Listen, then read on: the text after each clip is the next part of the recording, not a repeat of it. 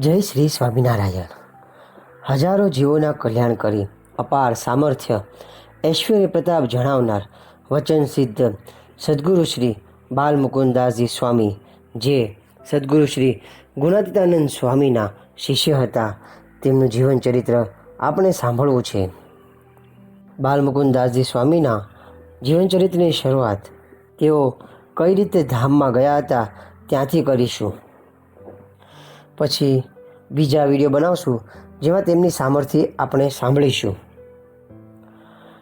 સ્વામીને શરીરે ખૂબ જ અશક્તિ અને મંદવાડ વધતા વડતાલ આચાર્ય મહારાજ શ્રી પ્રતિપ્રસાદજી મહારાજ સ્વામીની નાદુસ્ત તબિયતની ચિંતા કરતા હતા. મહારાજ શ્રી સ્વામીને પોતાની કંઠી ગુરુ માનતા હતા. સ્વામી પ્રત્યે ઘણું હેત અને આત્મીયતા હતી. મહારાજ શ્રીએ વડતાલથી શ્રી નારાયણદાસજી સ્વામી ઉપર કાગળ લખી પૂછાવ્યું કે સ્વામીને શરીરે કેમ છે. નારાયણદાસ સ્વામી આચાર્ય મહારાજનો કાગળ લઈ સ્વામી પાસે આવ્યા. સ્વામી ક્યાં હતા? તો સ્વામી જુનાગઢ હતા. વાત કરીને પૂછ્યું, આ કાગળનો શું જવાબ લખીશું? સ્વામી કહે, મહારાજશ્રીને લખો કે હવે અમે દેહ રાખવાના નથી, માટે ભેગું થવું હોય તો જુનાગઢ આવી જાઓ. સ્વામીનો પત્ર વડતાલમાં આચાર્ય મહારાજશ્રીને મળતા તેઓ જુનાગઢ આવવા નીકળ્યા.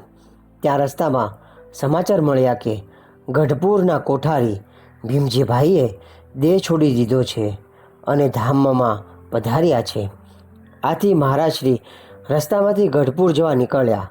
ગઢડા પહોંચી મહારાજે જુનાગઢ તાર કરાવીને કહેવડાવ્યું કે અમારા વતી સ્વામીને વિનંતી કરજો કે કોઠારી ભીમજીભાઈના અક્ષરવાસને લીધે અમારે ગઢડા જવાનું થયું છે, તો સ્વામી અમારા આવવાની રાહ જુએ અને અમને મળ્યા પછી જ ધામમાં જાય. શ્રી નારાયણદાસ સ્વામીએ બાલમુકુદાસજી સ્વામીને આચાર્યનો તાર દ્વારા આવેલ સંદેશની વાત કરી. સ્વામી બોલ્યા, અમે તો ધામમાં જવાનો નિર્ધાર કરી લીધો હતો, પરંતુ આચાર્ય મહારાજશ્રી છેક વડતાલથી મળવા અહીં આવે છે, તો એ આવે પછી જ હવે ધામમાં જઈશું. તમે આચાર્યશ્રીને તારથી જાણ કરો કે ગઢપુરમાં વધુ વાર ન લગાડે, ત્યાંનું કાર્ય વહેલાસર પૂર્ણ કરી જલ્દીથી જુનાગઢ આવી જાય. સંવંત 1972 પોષ વદ દસમને રવિવારે આચાર્ય મહારાજશ્રી જુનાગઢ પધારી ચૂક્યા હતા. સ્વામીએ આચાર્યશ્રીને ભલામણ કરતાં કહ્યું કે બાપજી, આપ ભગવાન સ્વામિનારાયણની ધર્મની ગાદીએ બિરાજો છો.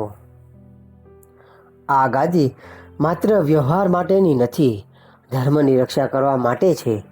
માટે સૌ સંતો, પાર્ષદો અને હરિભક્તોને પોતપોતાના ધર્મમાં વર્તાવજો. થોડા દિવસ સ્વામીએ જાણે કાંઈ માંદગી ન હોય તેમ બળભરી વાતો કરી સૌને સત્સંગ પોષણ આપ્યું. ધામમાં જવાના આગલા દિવસે પોતાના ડાબા જમણા હાથ સમાન શ્રી નારાયણદાસજી સ્વામી અને પુરાણી શ્રી ગોપીનાથદાસજી સ્વામીને એકાંતમાં બોલાવ્યા અને કહ્યું, તમે બંને ધ્યાન રાખજો, મર્યા પછી અમને સાધુ મટાડશો નહીં. હું ધામમાં જાઉં પછી પાલખીને રંગીન વસ્ત્રો વગેરેથી શણગારવાનો તંત રાખતા નહીં. મારો અગ્નિ સંસ્કાર એવી જગ્યાએ કરજો કે જ્યાં ભવિષ્યમાં કોઈ દેરું બાંધી ન શકે. અમે ધામમાં ગયા પછી બીજાની પેટે અમારી અસ્થિ, ફૂલ, ઘેલામાં પધરાવતા નહીં.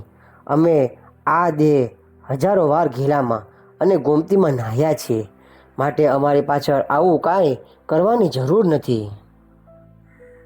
એમ વાત કરી બીજો દિવસ થયો. સંવંત 1972 મહાસુદ બીજને શનિવાર સવારનો સમય હતો. આચાર્ય મહારાજ શ્રી પણ તૈયાર થઈ સ્વામીની બાજુની ખુરશી ઉપર બિરાજમાન થયા. જૂનાગઢના મંદિરમાં હરિભક્તો સમાતા ન હતા. મંદિર અને ગુણાતીત સભા મંડપ સંતો અને હરિભક્તોથી હખડે ટઢ ભરાઈ ગયો હતો.